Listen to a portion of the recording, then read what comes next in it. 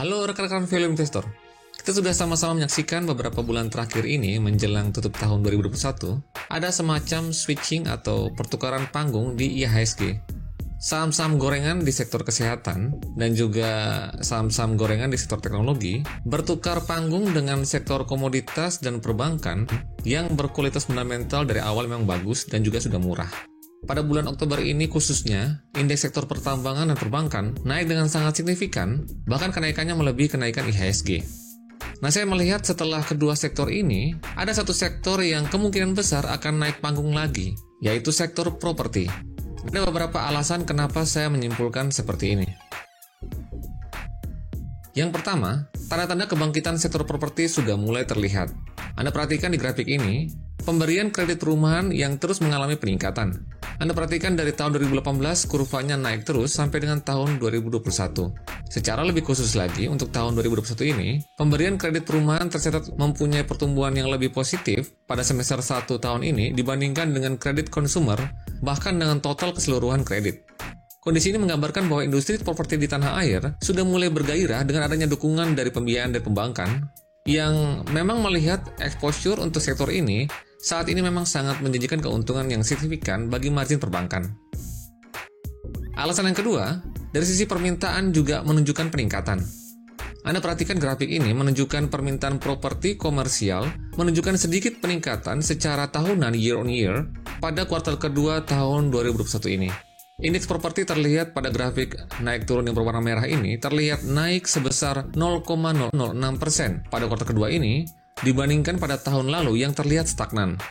Kondisi saat ini memang sudah jauh lebih baik daripada tahun lalu, di mana masih muncul banyak ketidakpastian terkait COVID-19. Alasan yang lainnya mungkin juga dikarenakan banyaknya angka generasi muda milenial yang berpenghasilan menengah ke atas yang memang jumlahnya semakin mendominasi angkatan muda Indonesia, dan hal ini akan meningkatkan kebutuhan akan properti sebagai tempat tinggal dan juga bisa sebagai investasi, sehingga pada akhirnya akan meningkatkan permintaan akan properti. Alasan yang ketiga, kinerja dari beberapa emiten properti menunjukkan kenaikan yang cukup baik pada 2 kuartal pertama di tahun ini. Nanti saya akan jelaskan lebih lanjut tentang hal ini untuk masing-masing emitennya. Alasan yang keempat, kinerja yang baik ini terutama dari sisi penjualan perumahan didukung oleh kebijakan pemerintah yang memberikan insentif yang menguntungkan bagi sektor properti, seperti pemberian insentif bebas pajak untuk pembelian rumah baru. Lalu ada juga suku bunga Bank Indonesia yang masih dipertahankan di level yang rendah. Hal ini tentunya akan meningkatkan pembelian rumah dengan cara KPR, karena memang sejauh ini pembelian rumah dengan cara KPR memang yang terlihat paling besar dibandingkan dengan pembelian rumah secara cash. Lalu suku bunga yang rendah ini juga didukung karena memang inflasi Indonesia yang masih sangat rendah, sehingga memang BI masih punya ruang yang cukup lama dan juga cukup banyak untuk mempertahankan suku bunga yang rendah. Alasan yang kelima, sama seperti yang tadi sudah saya bahas, beberapa saham murah, saya memberikan gambaran bahwa hanya tinggal tunggu waktu saja untuk saham-saham yang memang sudah sangat murah dari awal, tapi di sisi lain memang kinerjanya cukup baik, maka saat IHSG tidak lagi demam seperti yang dulu-dulu itu, suatu saat pasti saham ini akan naik. Hal ini sudah saya bahas dan sudah saya buktikan pada saham-saham batubara, saham INKP, BBNI, dan juga Pegas. Dan saya yakin hal ini juga akan terjadi pada saham-saham properti yang murah dan berfundamental bagus. Alasan yang keenam, apalagi untuk saat ini momen window dressing, jika memang IHSG-nya mendukung, seperti tadi sudah saya katakan bahwa saat ini IHSG sudah tidak demam lagi seperti yang dulu-dulu, maka saham-saham di sektor properti ini mempunyai peluang yang sama untuk menikmati bagian dari pesta window dressing. Apalagi yang masih murah valuasinya dan kinerja fundamentalnya bagus untuk kuartal kedua ini, serta mempunyai likuiditas yang tinggi. Oke, itulah sederet alasan mengapa sektor properti menjadi salah satu yang akan menjadi the next episode untuk naik panggung di Bursa Efek Indonesia. Ya memang bagi teman-teman yang lainnya mungkin menilai bahwa hal ini terlalu dini untuk saat ini, tapi setidaknya video ini akan memberikan Anda gambaran bahwa masih ada peluang pertumbuhan di sektor lainnya yang akan memberikan Anda cuan yang cukup lumayan pada tahun ini ataupun tahun depan. Tapi sebelumnya tetap saya mau ingatkan bahwa jangan Anda membeli saham hanya karena Anda menonton video ini. Pastikan Anda sudah mempunyai preferensi yang tepat sesuai dengan profil resiko yang bisa Anda terima. Dan juga saya mau ingatkan bagi Anda yang belum subscribe, ada baiknya untuk Anda subscribe dulu dan nyalakan belnya sebagai bentuk dukungan Anda terhadap channel Leo Sumadi. Saham sektor properti yang pertama ada Pakuwon Jati dengan kode saham PWON, PWON. Kita mulai dulu dengan kinerjanya. Untuk pendapatannya terlihat naik sebesar 25%, dari yang tadinya 1,9 triliun menjadi 2,4 triliun. Jika kita breakdown pendapatan ini, kita perhatikan memang PWON ini merupakan emiten properti yang agak lain dari emiten properti lainnya. Dalam hal ini berkaitan dengan bisnis modelnya. Sebagian besar pemasukan dari Pakuwon Jati berasal dari pendapatan berulang atau recurring income.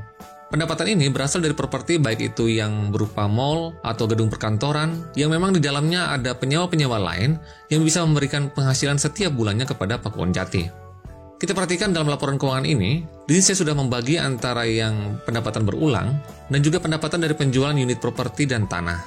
Anda perhatikan untuk pendapatan berulang di sini ada pendapatan dari sewa ruangan dan apartemen servis, ada pendapatan dari jasa pemeliharaan, pendapatan hotel, dan pendapatan untuk usaha lainnya.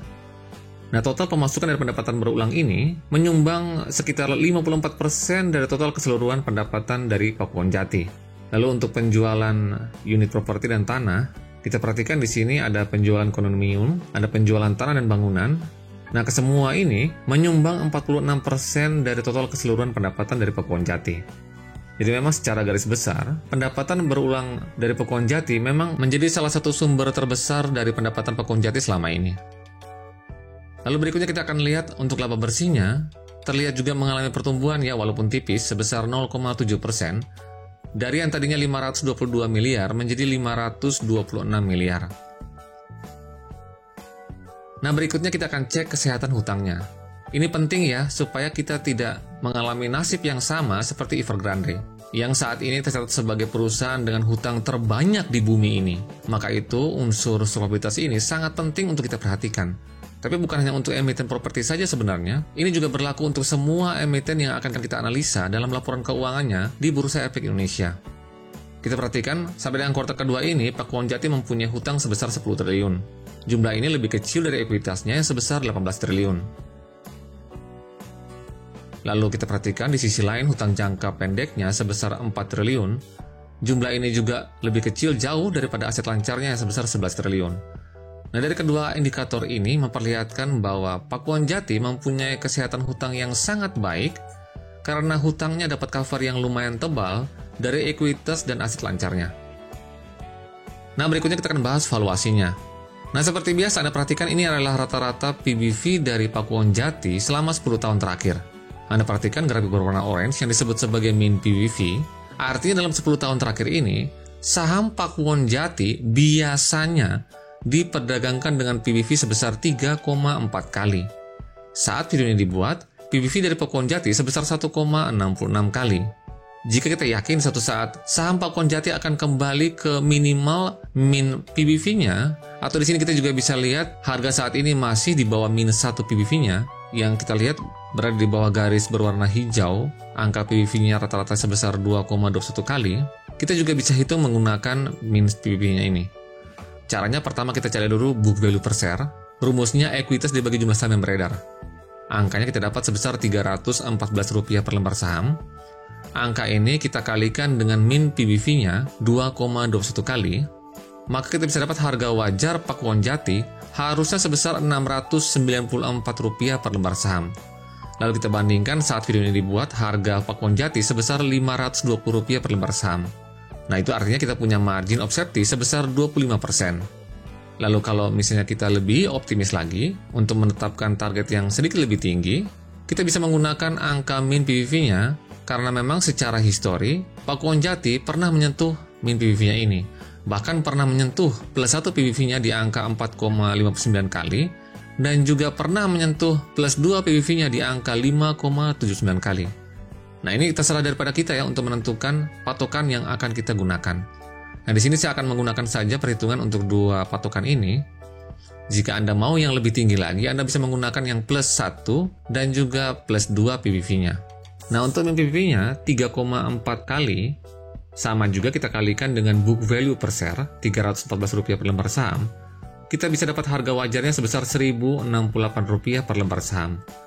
lalu kita bandingkan dengan harga saat ini sebesar Rp520 per lembar saham, maka kita dapat MOS sebesar 51,29%. Nah, untuk emiten properti, ada baiknya juga kita bandingkan harga saat ini dengan nilai wajarnya yang dihitung berdasarkan dari RNAV atau Revalue Net Asset Value. Nah, untuk hal ini saya tidak akan menjelaskan lebih rinci tentang hal ini karena nanti akan memakan waktu banyak. Tapi untuk perhitungan RNAV sendiri saya sudah dapat angkanya sebesar Rp1.289 per lembar saham.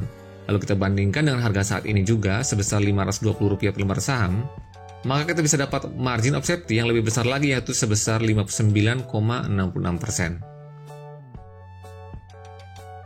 Nah, berikutnya kita akan bahas saham Pakuwon Jati secara teknikal. Nah, Anda perhatikan, sejak bulan Agustus tahun 2021, pergerakan saham Pakuwon Jati sudah konfirm berubah arah dari mulai bearish berubah menjadi bullish. Terlihat berubahnya pada titik ini. Saat ini harga masih menguji level MA20 Bollinger Band. Jika sampai harga masih bertahan di MA20 Bollinger Band ini, maka fase uptrend masih akan berlanjut. Support yang pertama yang terdekat ada di level Rp510 per lembar saham, dan support yang kedua yang perlu diwaspadai adalah level 480. Jika tembus level support ini ke bawah, maka hampir pasti akan balik arah menjadi bearish. Tapi jika harga berhasil menguji level MA20 support yang pertama, maka akan berpotensi untuk menuju ke resisten yang pertama di level Rp540 per lembar saham, lalu selanjutnya akan menuju ke resisten yang kedua di level 600 yang akan menjadi target harga saham ini untuk jangka menengah. Nah, berikutnya ada sedikit prospek atau sentimen positif atau ada hal-hal yang perlu Anda perhatikan yang berkaitan dengan Pakuwon Jati. Satu hal yang membuat saya tertarik dengan saham ini, selain karena memang termasuk dalam saham LQ45 dan berfundamental kinerja bagus, saya juga suka dengan model bisnisnya. Seperti yang tadi sudah saya jelaskan, sebagian besar pendapatan dari Pakuwon Jati bersumber dari pendapatan berulang. Hal ini menyebabkan kinerja dari Pakuwon Jati terlihat lebih stabil dari emiten properti lainnya. Pada grafik ini Anda perhatikan, Anda bisa lihat bahwa Pakuwon Jati sangat efisien sekali dalam mengelola asetnya untuk mendapatkan pemasukan. Anda perhatikan walaupun Pakuwon Jati mempunyai land bank yang lebih kecil dari emiten properti lainnya, seperti BSDE, CTRA, dan juga SMRA, tapi dari land bank yang sedikit ini bisa dimaksimalkan untuk dimonetisasi menjadi pendapatan yang terlihat dari kotak kecil berwarna merah ini. Bahkan nilainya lebih tinggi dari nilai land bank itu sendiri yang ditunjukkan oleh grafik berwarna coklat.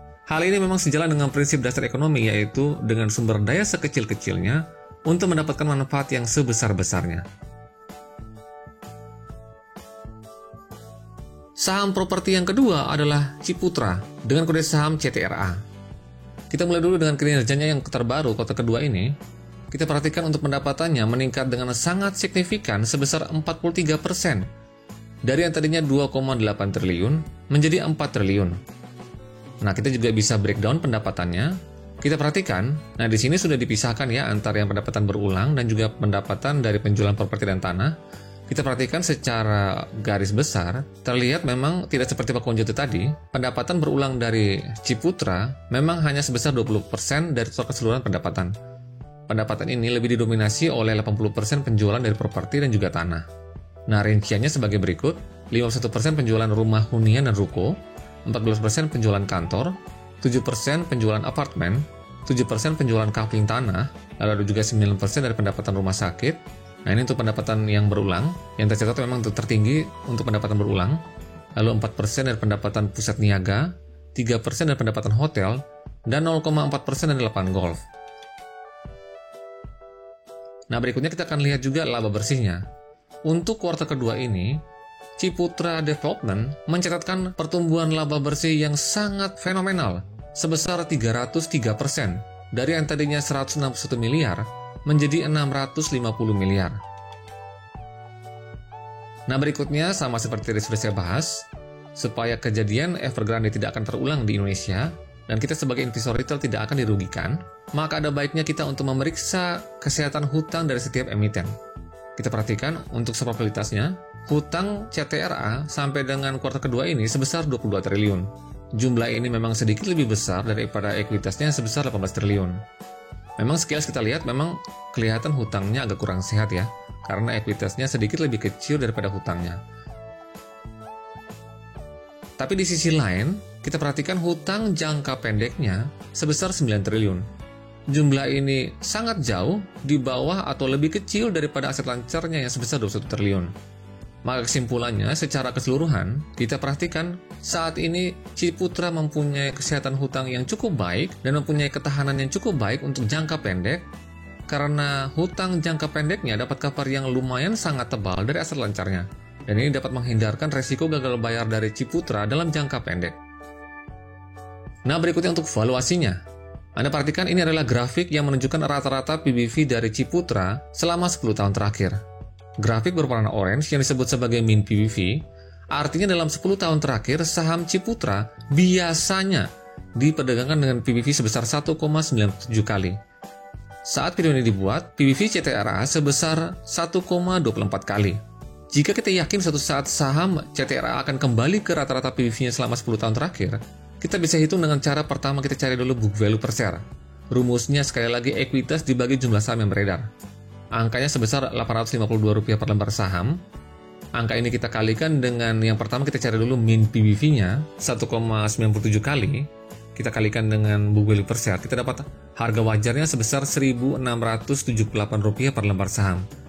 Lalu kita bandingkan angka ini dengan angka harga saat ini, saat video ini dibuat, sebesar Rp1.055 per lembar saham. Nah, itu artinya kita punya margin of safety sebesar 37,14%. Angka ini didapat dari selisih harga wajar dan harganya saat ini.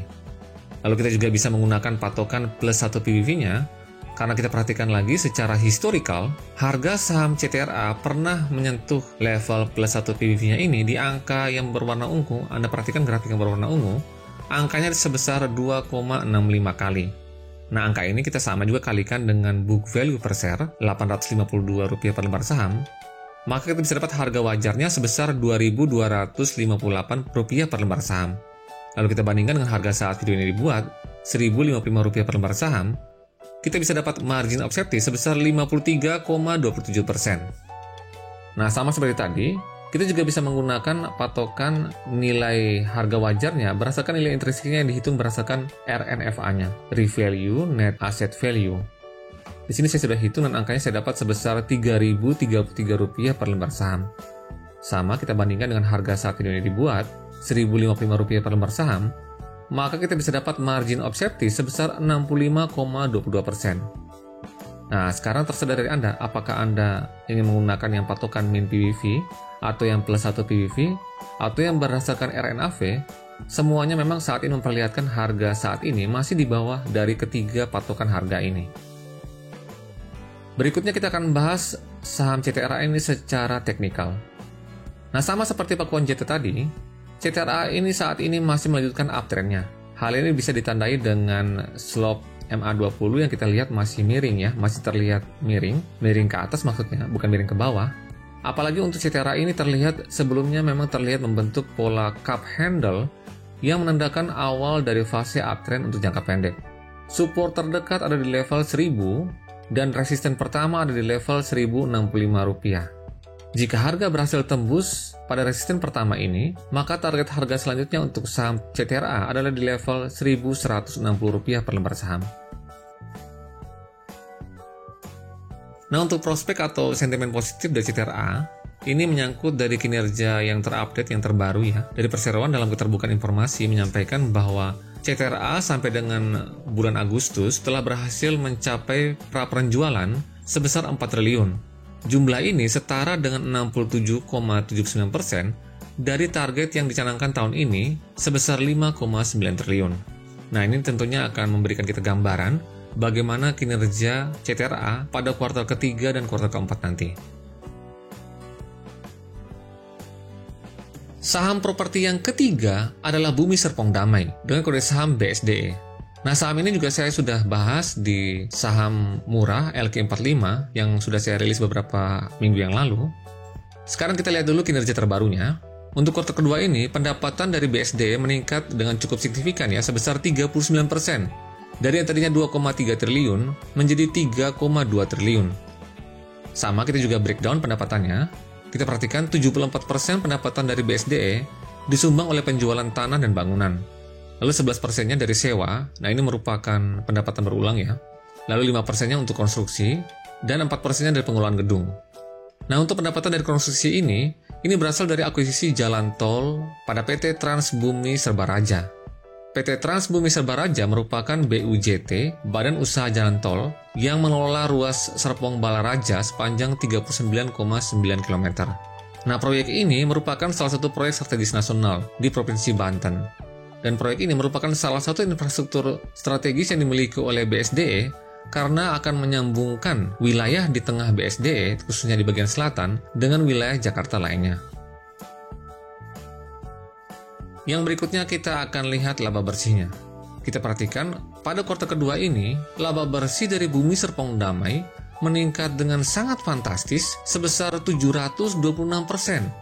Dari yang tadinya rugi 119 miliar, menjadi untung atau profit 746 miliar. Nah, berikutnya kita akan juga cek kesehatan hutangnya sama seperti tadi untuk menghindari kasus seperti Evergrande. Hutang BSD sampai dengan kuartal kedua ini sebesar 24 triliun. Jumlah ini lebih kecil dari ekuitasnya sebesar 35 triliun. Lalu kita perhatikan hutang jangka pendeknya sebesar 8,9 triliun. Jumlah ini sangat jauh lebih kecil dari aset lancarnya sebesar 26 triliun.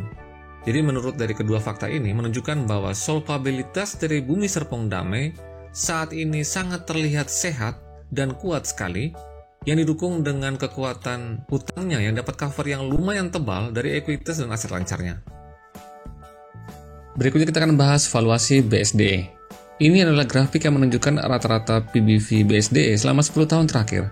Grafik berwarna orange yang disebut sebagai mean PBV, artinya dalam 10 tahun terakhir, saham BSDE biasanya diperdagangkan dengan PBV sebesar 1,87 kali. Saat video ini dibuat, PBV BSDE sebesar 0,77 kali. Nah, jika kita yakin suatu saat saham BSDE ini akan kembali ke minimal, di sini kita perhatikan harga masih di bawah dari minus 1 PBV-nya, terlihat dari grafik berwarna hijau, angkanya 1 kali, dan di bawah min PBV-nya yang grafik berwarna orange, angkanya 1,87 kali, maka kita bisa menggunakan dua PBV ini untuk mencari harga wajarnya. Caranya sama seperti saham-saham sebelumnya. Kita cari dulu book value per share. Sekali lagi rumusnya ekuitas dibagi jumlah saham yang beredar. Nah, di sini angkanya saya sudah dapat sebesar Rp1.447 per lembar saham. Nah, yang pertama kita menggunakan patokan yang min 1 PBV-nya, angkanya sebesar 1 kali. Kita kalikan dengan book value per share. Kita dapat harga wajar BSDE harusnya sebesar Rp1.447 per lembar saham. Lalu kita bandingkan dengan saat video ini dibuat, harga BSD sebesar Rp1.110 per lembar saham. Kita dapat margin of safety sebesar 23,29%. Nah, kalau kita mau lebih optimis lagi, kita bisa menggunakan patokan yang min PBV-nya 1,87 kali. Caranya sama juga, kita kalikan dengan book value per share, angkanya sebesar Rp1.447 per lembar saham. Maka kita bisa dapat harga wajar BSDE harusnya sebesar Rp2.706 per lembar saham. Lalu kita bandingkan dengan harga saat ini, Rp1.110 per lembar saham, maka kita bisa dapat margin of safety sebesar 58,98%. Nah, sama seperti saham properti yang sebelumnya, di sini juga kita bisa bandingkan harga saat ini dengan harga wajar menurut perhitungan dari nilai intrinsik berdasarkan dari RNAV, Revalue Net Asset Value. Di sini saya sudah dapat angkanya sebesar Rp3.425 per lembar saham. Lalu kita bandingkan dengan harga saat ini Rp1.110 per lembar saham, maka kita bisa dapat margin of safety yang lebih besar lagi, yaitu sebesar 67,59%. Nah, di sini kita perhatikan semua perhitungan ini terlihat memang perhitungan dengan pertimbangan yang paling pesimis ya. Jika Anda mau yang lebih optimis, Anda bisa perhatikan bahwa secara histori harga saham BSDE pernah menyentuh yang pertama itu min PBV-nya yang moderat. Lalu yang paling optimis ada juga yang menyentuh plus 1 PBV-nya, grafik berwarna ungu 2,73. Lalu yang pada puncaknya juga pernah menyentuh di level plus 2 PBV-nya di angka 3,59 di grafik berwarna biru. Nah, di sini kita perhatikan ini merupakan preferensi dari kita ya. Terserah kita mau menggunakan target atau preferensi yang mana dari PBV ini. Yang pasti semua patokan ini masih di bawah harganya saat ini. Nah, berikutnya kita akan melihat pergerakan saham BSD secara teknikal. Untuk jangka pendek, pergerakan saham BSD masih akan sedikit sideways sampai dengan diperkirakan menyentuh level MA20 Bollinger Band, terlihat dari garis yang ada di tengah ini. Nah, memang dalam jangka panjang saham ini memang masih melanjutkan tren bullish-nya. Support terdekat ada di level Rp1.080 per lembar saham. Jika jebol support ini ke bawah, maka waspada untuk support berikutnya di Rp1.015 per lembar saham. Nah, jika support ini yang kedua ini bisa berhasil tembus ke bawah lagi, maka trennya akan berubah menjadi tren bearish, atau juga bisa melanjutkan tren sideways dalam jangka panjang. Untuk resistennya ada di level Rp1.150 per lembar saham. Jika berhasil tembus resisten ini, maka target harga selanjutnya ada di level Rp1.210 per lembar saham. Nah, untuk sentimen lainnya dari BSD ini yang patut Anda perhatikan adalah rencana perseroan untuk mempersiapkan bisnis barunya, yaitu data center. BSD tercatat mempunyai jumlah land bank yang masih sangat luas untuk mendukung rencana bisnis data centernya ini. Berdasarkan data Structure Research, proyeksi pertumbuhan data center di Indonesia pada periode tahun 2020 sampai dengan 2025 akan mencapai 23,5% per tahun. Dan pada tahun 2025 nanti, market size-nya diperkirakan akan mencapai 618,6 juta US dollar. Nah, ini tentunya merupakan peluang yang sangat besar yang dapat ditangkap oleh emiten manapun, dan saat ini BSD sudah berada di jalur yang tepat untuk menangkap peluang tersebut. Nah, memang sebelumnya BSD yang termasuk dalam grup Sinarmas ini juga sudah mulai masuk ke bisnis digital dengan mendirikan kawasan Digital Hub dengan luas sebesar 25 hektar yang berlokasi di bagian selatan Green Office Park di kawasan BSD City. Saham properti yang keempat ada Jaya Real Property dengan kode saham JRPT. Saham ini juga saya sudah bahas di 10 saham yang harganya di bawah Rp500 per lembar saham, masih murah harganya dan berpendapatan terbagus. Nah, saat saya rilis video itu, harganya saat itu masih di Rp466 per lembar saham. Lalu saat video ini dibuat, harga saham JRPT sudah menyentuh angka Rp500 per lembar saham. Nah, sebelum kita masuk ke situ, kita lihat dulu kinerja terbarunya untuk kuartal kedua ini. Kita mulai dari pendapatannya. Nah, memang kita perhatikan pendapatannya sedikit mengalami penurunan sebesar minus 3%, dari yang tadinya 1 triliun menjadi 996 miliar. Nah, kita juga bisa breakdown pendapatannya. Kita perhatikan 82% pendapatan dari JRPT berasal dari penjualan coupling tanah dan unit bangunan. Lalu 0,6% berasal dari hotel, dan juga 8% berasal dari sewa. Nah, sewa yang dimaksud sini adalah sewa yang ada di pusat perbelanjaan Plaza Bintaro Jaya, sebagian Bintaro Trade Center, lalu ada Blok 5 Pasar Senen, Pusat Grosir Senen Jaya, Sleepy Jaya, Jembatan Multiguna Senen Jaya, Pasar Modern, Bintaro Action Mall, dan sebagian Fresh Market Emerald, dan Pasar Modern Graha Raya. Nah, pendapatan lainnya 1% disumbang dari jasa pemeliharaan dan parkir, lalu 8% berasal dari pengelolaan lingkungan. Nah, pendapatan ini berasal dari pendapatan pengelolaan lingkungan yang merupakan pendapatan dari pengelolaan kawasan Bintaro, Graha Raya, Jaya Imperial Park, Delta Cendana Cipta Persada, dan juga Serpong Jaya. Pendapatan ini juga termasuk dari pendapatan air bersih dan pendapatan tata lingkungan. Nah, berikutnya kita akan lihat laba bersihnya. Memang pada kuartal kedua ini kita perhatikan laba bersihnya juga menurun ya, sebesar minus 7,5%, dari yang tadinya 409 miliar menjadi 378 miliar. Nah, sama seperti saham properti lainnya, kita juga cek solvabilitasnya atau kesehatan hutangnya. Hutang JRPT sampai dengan kuartal kedua ini sebesar 4 triliun. Jumlah ini lebih kecil dari ekuitasnya yang sebesar 7,8 triliun. Lalu kita perhatikan juga hutang jangka pendeknya sebesar 3,7 triliun. Jumlah ini juga lebih kecil dari aset lancarnya yang sebesar 4,4 triliun. Berikutnya kita akan melihat valuasinya. Nah, Anda perhatikan, ini adalah grafik yang menunjukkan rata-rata PBV dari JRPT selama 10 tahun terakhir. Kita perhatikan grafik berwarna orange yang disebut sebagai mean PBV. Artinya dalam 10 tahun terakhir, saham JRPT biasanya diperdagangkan dengan PBV sebesar 3,06 kali. Saat video ini dibuat, PBV JRPT sebesar 0,91 kali. Jika kita yakin saham JRPT ini akan kembali ke mean PBV-nya, atau minimal kembali ke minus 1 PBV-nya, karena memang kita perhatikan harga juga masih di bawah dari minus 1 PBV-nya, yang terlihat dari grafik berwarna hijau, angkanya sebesar 1,42 kali, kita juga bisa menggunakan acuan minus 1 PBV-nya ini untuk mencari harga wajarnya. Yang pertama kita cari dulu book value per share. Rumusnya sekali lagi ekuitas dibagi jumlah saham yang beredar. Nah, di sini angkanya saya sudah dapat sebesar Rp550 per lembar saham. Angka ini kita kalikan dulu dengan min 1 PBV-nya, 1,42 kali, dan kita bisa dapat harga wajarnya sebesar Rp781 per lembar saham. Angka ini kita bandingkan dengan harga saat ini sebesar Rp500 per lembar saham, maka kita bisa dapat margin of safety sebesar 35,98%. Angka ini didapat dari selisih harga wajar dan harganya saat ini. Nah, di sini kita juga bisa menggunakan patokan min PBV-nya jika kita mempunyai optimisme yang tinggi terhadap saham ini. Angka min PBV-nya sebesar 3,06 kali. Sama kita kalikan juga dengan book value per share Rp550 per lembar saham, maka kita bisa dapat harga wajarnya harusnya sebesar Rp1.683 per lembar saham. Kita juga bandingkan harga saat ini sebesar Rp500 per lembar saham, maka kita bisa dapat margin of safety sebesar 70,29%. Berikutnya kita akan lihat pergerakan saham JRPT secara teknikal. Nah, Anda perhatikan terlihat pergerakan saham JRPT baru saja selesai membentuk pola cup handle yang menjadi sinyal kuat untuk memulai fase uptrend.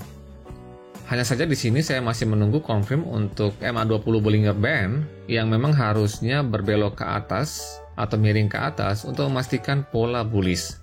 Nah, untuk support ada di level Rp496. Jika bertahan atau menjauh dari support ini, maka harga sangat berpotensi untuk menuju ke level resisten 1, 520, lalu selanjutnya untuk resisten 2 di level 540, dan terakhir untuk target harganya ada di level 560 untuk jangka pendeknya. Nah, untuk prospek atau sentimen positif yang perlu mendapat perhatian dari Anda seputar JRPT, salah satu hal yang menjadi indikator yang bagus dari JRPT adalah kestabilan kinerjanya selama beberapa tahun terakhir ini, bahkan di saat pandemi sekalipun.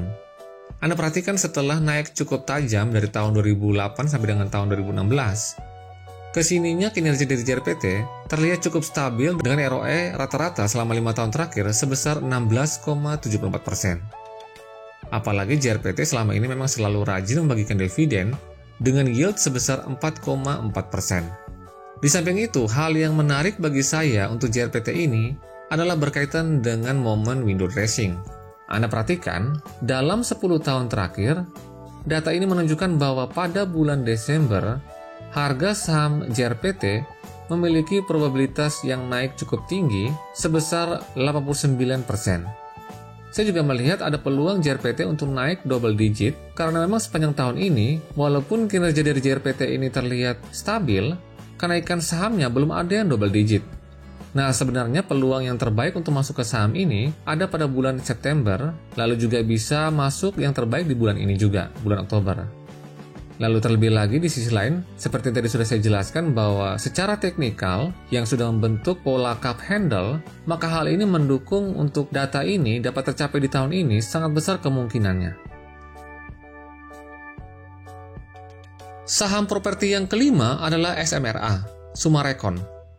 Untuk saham ini secara khusus saya ingin mengucapkan turut prihatin ya atas terdepaknya saham SMRA ini dari LQ45. Untuk keluarnya saham ini sebenarnya tidak menjadi masalah ya, karena hal ini memang biasa di Bursa Efek Indonesia. Yang jadi luar biasa dan mengecewakan di sini adalah penggantinya.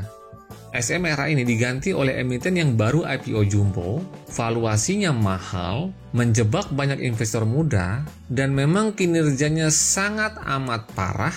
Bahkan selama perusahaan itu berdiri, tidak pernah kinerjanya positif alias rugi terus.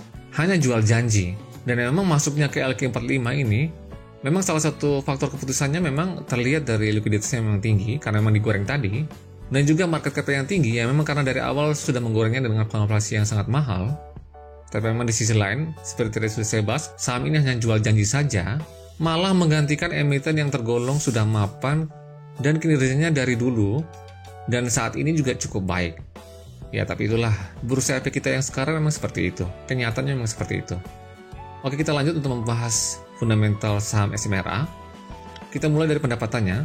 Pendapatan SMRA atau Summarecon Agung, sampai dengan kuartal kedua ini, tercatat naik sebesar 13%. Dari yang tadinya 2,1 triliun, menjadi 2,4 triliun. Jika kita breakdown pendapatannya, terlihat 71% pendapatan dari Summarecon berasal dari pengembang properti. Lalu 19%-nya berasal dari properti investasi, dan 4%-nya berasal dari rekreasi dan perhotelan. Lalu berikutnya kita akan lihat laba bersihnya. Pada kuartal kedua ini, laba bersih dari SMRA meningkat dengan sangat baik, sangat signifikan, sebesar 318%. Dari yang tadinya 37 miliar menjadi 155 miliar. Nah, sama seperti saham sebelumnya, di sini kita juga akan cek solvabilitasnya. Kita perhatikan hutang dari SMRA sampai dengan kuartal kedua ini sebesar 17 triliun. Jumlah ini memang sedikit lebih besar daripada ekuitasnya yang sebesar 9 triliun. Memang sekilas kita perhatikan memang hutangnya lebih besar ya dari ekuitasnya, yang memang menandakan ada satu resiko dari hutangnya. Tapi di sisi lain kita perhatikan hutang jangka pendeknya sebesar 9 triliun. Jumlah ini lebih kecil dari aset lancarnya yang sebesar 13 triliun. Nah, memang saya melihat dari kelima saham emiten properti ini, memang hanya SMRA ini yang memang perlu mendapat perhatian dari kita mengenai risiko hutangnya ini. Karena memang terlihat hutangnya sudah terlihat 2 kali lipat daripada ekuitasnya. Tapi memang di sisi lain saya melihat masih cukup baik dalam jangka pendek ketahanan hutangnya, karena hutang jangka pendeknya masih tetap dapat cover yang lumayan tebal dari aset lancarnya. Berikutnya kita akan lihat valuasinya. Grafik ini menunjukkan rata-rata PBV dari Summarecon atau SMRA selama 10 tahun terakhir. Kita perhatikan grafik berwarna orange yang disebut sebagai mean PBV. Artinya dalam 10 tahun terakhir, saham Summarecon atau SMRA biasanya diperdagangkan dengan PBV sebesar 2,68 kali. Saat video ini dibuat, PBV SMRA ada di level 1,94 kali. Jika kita yakin suatu saat saham SMRA ini akan kembali ke rata-rata PBV-nya dalam 10 tahun terakhir, kita bisa hitung dengan pertama kita cari dulu book value per share. Rumusnya ekuitas dibagi jumlah saham yang beredar. Angkanya di sini saya sudah dapat sebesar Rp421 per lembar saham. Nah, angka ini kita kalikan dengan min PBV-nya sebesar 2,68 kali. Maka kita bisa dapat harga wajarnya harusnya sebesar Rp1.128 per lembar saham. Lalu kita bandingkan dengan harga saat ini dibuat sebesar Rp935 per lembar saham, maka kita bisa dapat margin of safety sebesar 17%. Nah, di sini kita juga bisa menggunakan plus 1 PBV-nya sebagai standar perhitungan kita, karena memang secara historikal kita perhatikan harga saham SMRA juga pernah menyentuh level ini. Anda perhatikan grafik berwarna ungu, angkanya sebesar 3,68 kali. Cara yang sama, kita juga kalikan dengan book value per share, Rp421 per lembar saham, maka kita bisa dapat harga wajarnya harusnya sebesar Rp1.549 per lembar saham. Kita juga bandingkan dengan harga saat video ini dibuat, Rp935, maka kita bisa dapat margin of safety sebesar 39,65%. Nah, di sini juga kita bisa bandingkan dengan metode nilai intrinsik yang kita bisa cari berdasarkan metode RNAV, Revalue Net Asset Value. Angkanya di sini sudah dapat sebesar Rp2.400 per lembar saham. Sama, kita juga bandingkan dengan harga saat video ini dibuat, 935, maka kita bisa dapat margin of safety sebesar 61%. Berikutnya kita akan lihat pergerakan saham SMRA ini secara teknikal. Anda perhatikan, dalam jangka pendek, saham SMRA ini akan masih melanjutkan pola uptrend. Kurva Bollinger Band yang terlihat masih cukup lebar ya, dengan harga yang masih tetap bertahan di level atas up Bollinger Band-nya ini, menandakan pola uptrend yang cukup kuat. Hanya saja waspada untuk support kuatnya di level Rp887. Jika berhasil tembus level support ini bersamaan dengan tembus MA20 Bollinger Band-nya, maksudnya di sini tembus bawah ke bawah, maka polanya ini akan berubah menjadi pola bearish. Tapi jika kondisi ini berhasil bertahan dan harga berhasil masih bertahan di rentang atas Bollinger Band-nya ini, maka target harga selanjutnya ada di level Rp1.010 per lembar saham. Nah, untuk sentimen atau prospek yang bisa menjadi pertimbangan bagi Anda, salah satu alasan yang menjadi alasan untuk saya memasukkan SMRA ini ke dalam list, karena memang progres kinerjanya yang sangat baik sekali, sejauh ini memang terlihat yang paling agresif dari emiten properti lainnya. Pada semester pertama tahun ini, perseroan sudah berhasil mendapatkan marketing sales sekitar 75% dari target yang sudah dipatok tahun ini yang sebesar 3 triliun. Nah, ini sekali lagi tentunya memberikan kita gambaran bagaimana kinerja dari SMRA ini untuk kuartal ketiga dan kuartal keempat nanti. Oke, sekian dulu informasi tentang saham-saham emiten properti yang saya perkirakan akan menjadi the next naik panggung di Bursa Efek Indonesia selanjutnya. Ingat disclaimer on, jangan Anda membeli saham hanya karena Anda menonton video ini. Pastikan Anda sudah mempunyai preferensi yang tepat sesuai dengan profil risiko yang bisa Anda terima. Sekian dan terima kasih. Salam Value Investor.